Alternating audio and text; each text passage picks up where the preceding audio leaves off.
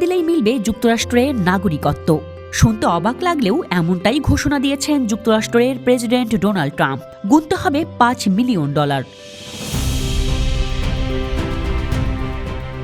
বিপুল পরিমাণ এই অর্থের বিনিময়ে মিলবে বিশেষ গোল্ড কার্ড। যুক্তরাষ্ট্রে বিদেশি বিনিয়োগকারীদের জন্য গ্রিন কার্ড সুবিধা বাতিল করে এই গোল্ড কার্ড চালু করতে যাচ্ছেন তিনি। দেশটিতে স্থায়ীভাবে বসবাসের নতুন সুবিধা পেতে বিনিয়োগে আগ্রহী বিদেশিদের গুনতে হবে বিপুল এই অর্থ।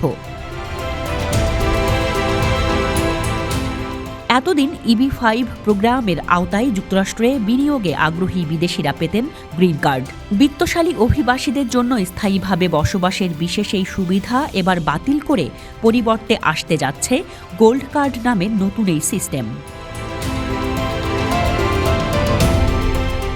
মার্কিন প্রশাসনের দাবি, সহজলভ্য হওয়ায় গ্রিন কার্ড নিয়ে জালিয়াতির ঘটনা ঘটে অহরহ।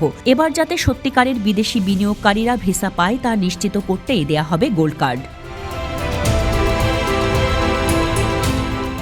মার্কিন বাণিজ্যমন্ত্রী হাওয়ার্ড লুটকিন বলেন, EB-5 প্রোগ্রামে জালিয়াতির সুযোগ রয়েছে।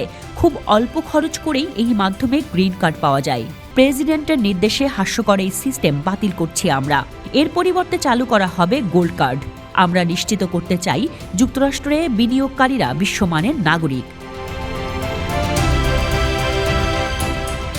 বিশেষ এই গোল্ড কার্ড চালু হতে যাচ্ছে আগামী 2 সপ্তাহের মধ্যেই। প্রেসিডেন্ট ডোনাল্ড ট্রাম্প বলছেন, নতুন গোল্ড কার্ডে থাকবে গ্রিন কার্ডের সব সুযোগ সুবিধাই। বিভিন্ন দেশের বিত্তশালী নাগরিকদের বিনিয়োগের কারণে যুক্তরাষ্ট্রে কর্মসংস্থানও বাড়বে বলে মনে করেন তিনি।